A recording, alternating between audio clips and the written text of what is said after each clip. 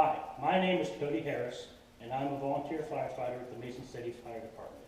My job is to respond to incidents and calls that protect and serve my community. But also, the job of a firefighter doesn't stop at just responding to calls here and there. My job is to also inform you on ways that you can protect your house, yourself, and your family to maybe prevent a call or to keep yourself safe in the event that something does happen. So every firefighter has a set of gear issued to them to keep themselves safe. What we have here, pants, boots, jacket, helmet, that's the bare minimum of what we need. Now if we're going to go into a house that's on fire, we have to wear a self-contained breathing apparatus or an SCBA or an air pack. This is what it looks like. We wear this on our backs, and then we wear these masks on our faces that feed us fresh air.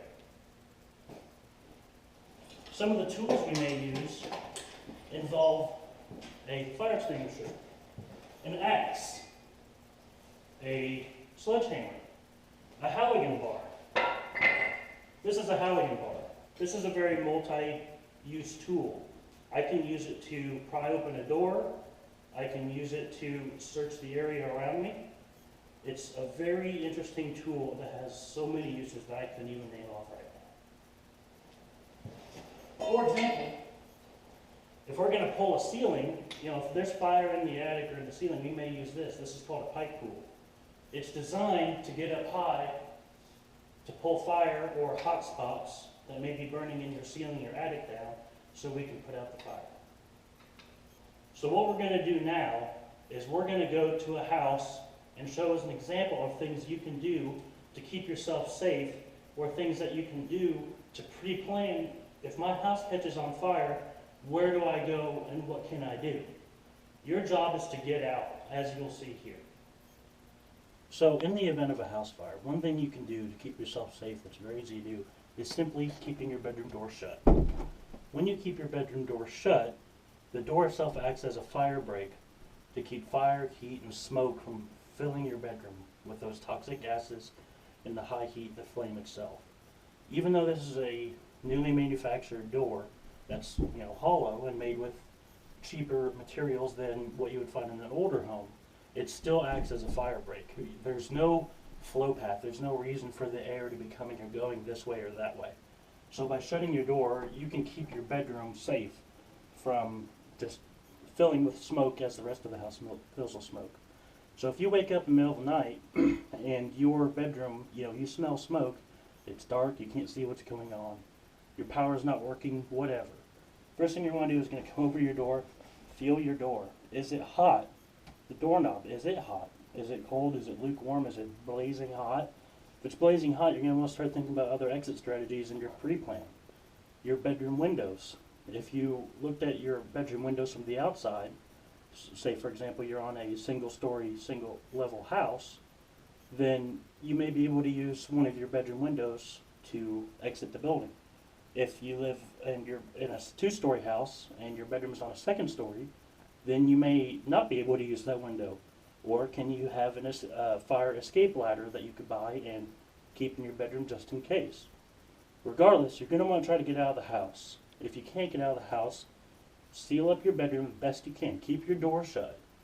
Open your window and try to make a signal. Hey, I'm in here, I'm over here. Flashlights, trying to yelling if your neighbor's outside and he sees you and you're waving at him and tell him, hey, call the fire department, whatever, then somebody knows you're there and he can let someone else know you're there. So your safety is number one in any of these situations. So if you can get out of the bedroom on your own, then you need to. You can't stay in there.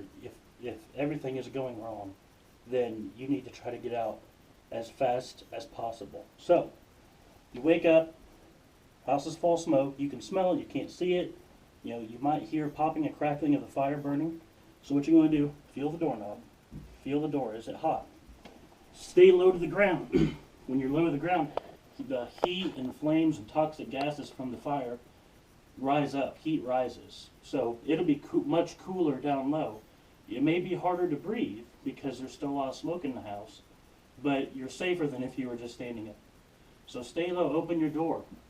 Look around, what can you see? Well, I know in this house, if I go down this hallway, I'm going straight to the living room and the front door is right there. That's my exit strategy. That's what I'm going to do right now. So I'm going to stay low. I'm going to find a wall. I'm going to follow the wall out. If it's too hot to stay up here, get down lower. Whatever you got to do to get out of the house.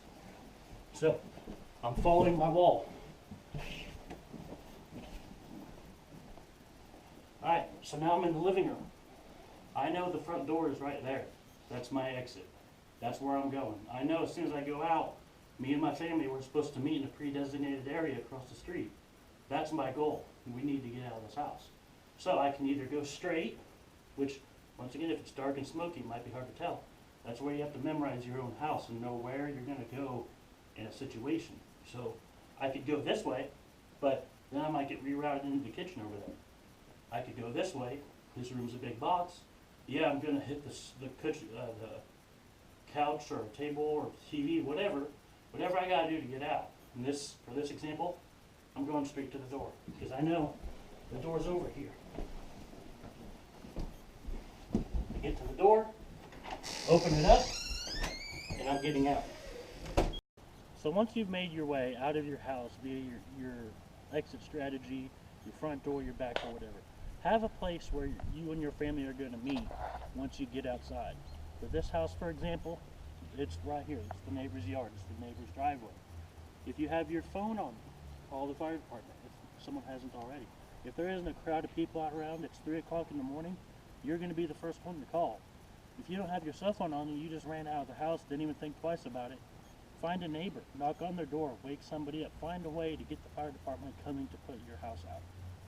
When you're trying to figure out your exit plan, your strategy, what your family's going to do and what they're not going to do, and how they're going to try to get out of the house, it's very important to look at your house. Once again, this house here, it's a single family dwelling. It's single story.